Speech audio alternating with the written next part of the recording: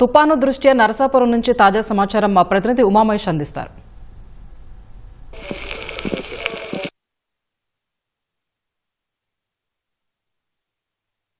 బంగాళాఖాతంలో ఏర్పడినటువంటి తుపాను తీవ్ర తుపానుగా మారి కాకినాడ తీరం వైపుగా దూసుకొస్తోంది. మరికొన్ని గంటల్లోనే ఈ సాయంత్రం లేదా రాత్రి వేళల్లో ఇది కాకినాడ సమీపంలో తీరం దాటే అవకాశాలు కనిపిస్తోంది.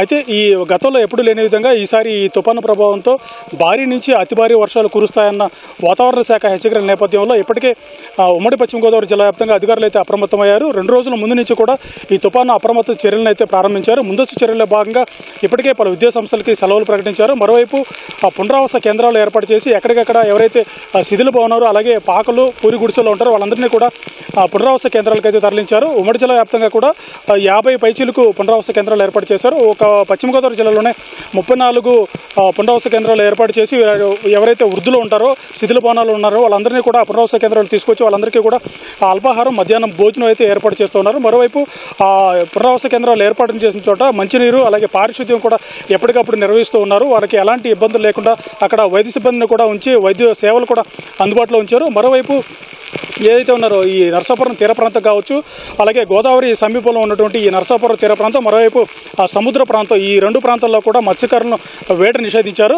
అటు ఏలూరు జిల్లాలో కైకలూరు చూసుకుంటే కైకలూరు ప్రాంతంలోనే కొల్లేరు కావచ్చు ఈ 3 ప్రాంతాల్లో కూడా వేట నిషేధించి పడవలను అయితే ఒడ్డుకు చేర్చిన పరిస్థితి మనకు కనిపిస్తోంది. మరోవైపు ఈ గోదావరి ఏదైతే నరసాపురం పట్టణం వలందర రేవు ఉంటుందో ఈ వలందర రేవు దగ్గర ఉన్నటువంటి పంటు సేవలను అయితే నిలిపివేశారు. ఇక్కడ నరసాపురం పట్టణం నుంచి కోనసీమ జిల్లా సెకినేటిపల్లి వరకు కూడా ఈ పంటు సేవలు నిత్యం నిర్వహిస్తూ ఉంటారు. ఈ తుపాను ముందస్తు చర్యల్లో భాగంగా ఈ పంటు సేవలను అయితే నిలిపివేశారు. అయితే గోదావరి ప్రవాహం సాధారణంగా ఉన్నప్పటికీ ఈ తుపాను తీవ్రత గాలుల తీవ్రత ఎక్కువగా ఉన్న నేపథ్యంలో ఈ పంటు సేవలకు అంతరాయం కలిగింది. దీనివల్ల ఈ ఎట్లయితే నిలిపివేశారు.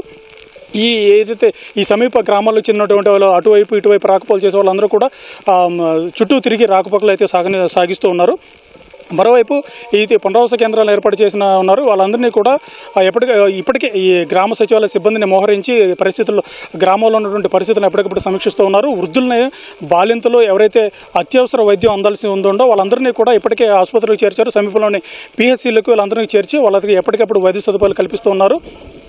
ప్రత్యేక అధికారులు ఎవరైతే ఉన్నారో వాళ్ళందరూ కూడా ఇప్పటికే క్షేత్రస్థాయిలో పర్యటిస్తూ పరిస్థితిని సమీక్షిస్తున్నారు. కంట్రోల్ రూమ్లు 2 జిల్లాలకు సంబంధించి జిల్లా కలెక్టరేట్లు అలాగే మండల కేంద్రాల్లో కూడా కంట్రోల్ రూమ్లు ఏర్పాటు చేసి టోల్ ఫ్రీ నంబర్లు కూడా కేటాయించారు. ఈ టోల్ ఫ్రీ నంబర్ల ద్వారా ఎక్కడైనా అత్యవసర పరిస్థితి ఏర్పడైతే ఈ టోల్ ఫ్రీ నంబర్లకు ఫోన్ చేసి పరిస్థితిని అయితే చెప్పవచ్చు.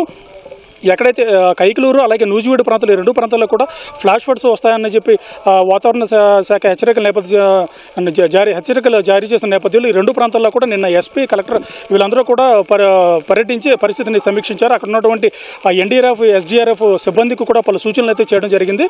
మరోవైపు విద్యుత్ సదుపాయంలో విద్యుత్ సరఫరాలో అంతరాయం జరగకుండా ఎప్పటికప్పుడు ఈ సిబ్బందిని అయితే భారీగా మోహరించారు. ఒక పశ్చిమ గోదావరి జిల్లాలోనే దాదాపు 500 మంది పైగా విద్యుత్ సిబ్బందిని అయితే మోహరించారు. విద్యుత్ స్తంభాలు కూడా ఇప్పటికే సిద్ధంగా ఉంచారు. ఎప్పటికీ కూడా ఈ తుఫాను ప్రభావంతో ఎక్కడ విద్యుత్ సరఫరాల అంతరాయం లేకుండా ఒకవేళ స్తంభాలు పడిపోయినా వెంటనే వాటిని మరమ్మతులు చేసి లేదంటే కొత్త వాటిని ఏర్పాటు చేసి విద్యుత్ సరఫరా పునరుద్ధరించేలాగా కూడా అధికారులు అయితే సూచనలు చేస్తూ ఉన్నారు. ఇది ప్రస్తుతం ఉదయం నుంచి నిన్న ఉదయం 9 గంటల నుంచి రాత్రి వరకు కూడా చిరుజల్లులు కురిసినప్పటికీ కూడా జిల్లా వ్యాప్తంగా పలు చోట్ల ఇవాళ ఉదయం నుంచి కూడా ఈ తుఫాను ప్రభావం అయితే కాస్తగా పెరుగుతూ వస్తుంది. ఉదయం 5 గంటల నుంచి కూడా భారీ వర్షం కురవడం వెంటనే తగ్గిపోవడం మళ్ళీ భారీ వర్షం కురవడం తగ్గడం ఇలాగ కొనసాగుతూ వస్తుంది. గాలుల తీవ్రత పూర్తి స్థాయిలో రాకపోయినప్పటికీ కూడా అప్పుడప్పుడు ఈ ప్రభావం అయితే చూపిస్తూ ఉంది. అయితే ఎలాంటి పరిస్థితి ఎదుర్కొనేందుకు సిద్ధంగా అధికార యంత్రాంగం అయితే అప్రమత్తంగా ఉంది. ఇది ఉమ్మడి జిల్లాలోని తాజా పరిస్థితి. కెమెరామెన్ రమణతో ఉమామహేష్, ఈటీవీ న్యూస్, పశ్చిమ గోదావరి జిల్లా నుంచి.